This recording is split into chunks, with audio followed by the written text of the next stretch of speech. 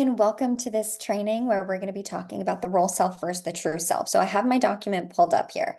Before we dive into these questions, I really want you to know that this is very deep work, and I want you to be careful about diving into deeply and uncovering parts of yourself that you're not equipped to handle on your own. So if you watch the last video and any part of you is feeling triggered, I want you to pause, revisit module 2 and regulate your emotions, call a friend, let your therapist know what you're doing.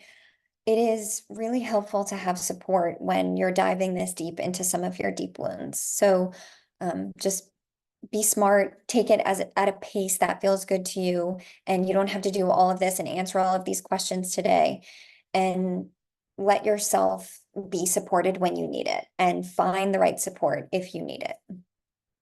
So I have a document here with questions to find the role self and the true self. And then I also, on a separate document, have a bunch of journal prompts about connecting with your authentic self. So I'll attach that to the module as well.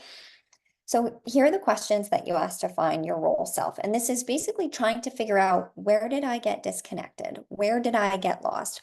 Where along the way are these micro shifts that I made away from who I really was and wanted to be? So the first question is, were there aspects of yourself you felt you needed to repress in order to be accepted by your family or peers when you were young? So let's say you were very emotional, or you really liked to play and you were very animated, but a parent kept saying like, oh, like you're too much, like tone it down or something like that. 2 is, what earned you praise as a child? Because remember, I said you can get attached to the things um, that you got praised for, and not just the things that you got disconnection or criticism for. What earned you punishment as a child? That's a good question to ask. How did you connect with your parents as a child? Is this the same or different now?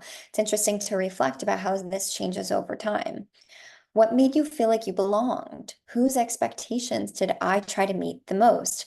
And you'll notice that if there was someone whose attention you really fought for, like ironically, the attention that I fought for the most was not my father's, it was my oldest brother. And when I really look back into my adult life, now those are also the type of people, anyone that reminds me of Kevin, those are the people whose attention I will fight for the most as well. So just think about uh, whose expectations you tried to meet the most, and how might that be playing out in adult life. If you had siblings, how did you feel about yourself in comparison to them? Sometimes the role self develops in comparison to siblings because we feel like, if they are the smart one, I need to be the pretty one. If they are the pretty one, I need to be the smart one. If they're the funny one, I need to be the athletic one. If they're the musical one, then I'm going to do this thing that, and we can sometimes develop an opposition to siblings. What did you try really hard at as a child? If you remember really striving to prove yourself in some way, that's a good indication that that is a role self that you developed. Was there something you did or a way that you acted because it meant that you got attention? Remember, this isn't always positive attention. I have plenty of clients that are like, yeah, I started to act out in high school because my parents weren't paying attention to me, and I knew that it was going to get me what I needed. What do you think makes you likable? And I love asking clients this question because it's so interesting it's so revealing, because it's like you're revealing your role self. It's like, well, I'm likable when I'm X, Y, and Z. There's your role self.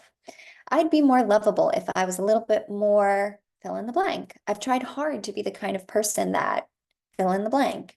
What do you make yourself do because you think it means you're a good person? That's also another way that we can sometimes get disconnected from the authentic self. It's like, well, I really don't want to be participating in this group anymore, but I think, it's good for me, and it makes me a good person to help in this way. And but if it's not really what's aligned for you, then you're taking yourself away from your authentic self.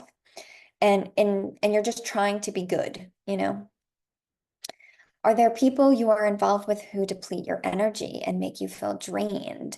So these are really like expectations you have on yourself of, this is what I should do rather than what I actually want to do. Now you're revealing the gap between who you want to be and who you are behaving as now. Are you involved with things that you aren't really interested in? Whose opinion do you feel most concerned with? Are you spending time on what's boring to you? Like, what are you doing that you just don't really want to do, but you feel like you're supposed to, or you feel like you should? Is there anything you're doing just for financial gain or security? Now we're getting more into the adult self of like, who am I being today that is not in alignment with who I am? Um, how would you describe the social role you try and play? How do you hope that others see you? Because this reveals your connection and your attachment to a particular type of being rather than feeling like you can just be whoever the hell you want to be. When do I put other people's comfort before or above my own? Which of your personality traits do you try and cover up? What is it about that you feel? We'll talk more about this when we talk about shadow work, but what is it about yourself that you feel like would not get love? What are you glad nobody knows about you? What do you feel like you're forcing in your life? What have you not forgiven yourself for? These 26 questions are going to reveal the deepest roots of your stress and anxiety. If you feel like you're managing, you're learning about how to manage stress better, you're doing a better job, you have more tools, you're a bit more regulated, but you're still experiencing stress, the answers lie in these 26 questions. So take some time. You don't have to answer all 26 of them. You don't have to answer all of them today. Take a few and ponder them and understand that there's so much powerful information that can be revealed just by answering these questions about where you are out of alignment. So take your time, ask yourself those questions, and then should we talk about the authentic self in this video? I don't think so. Let this be just let's leave it at the role self, and then we'll talk more about the authentic self separately. Good luck. And be easy on yourself and be gentle and ask for support if and when you need it. Be smart about it, be loving, be compassionate. Whatever memories come out of Pandora's box, do not forget your lessons on self-compassion. Hands over the heart, be kind, be gentle, be loving. These are painful experiences, and I'm sending you love as you're going through them and you're remembering them. We'll talk more in our next video.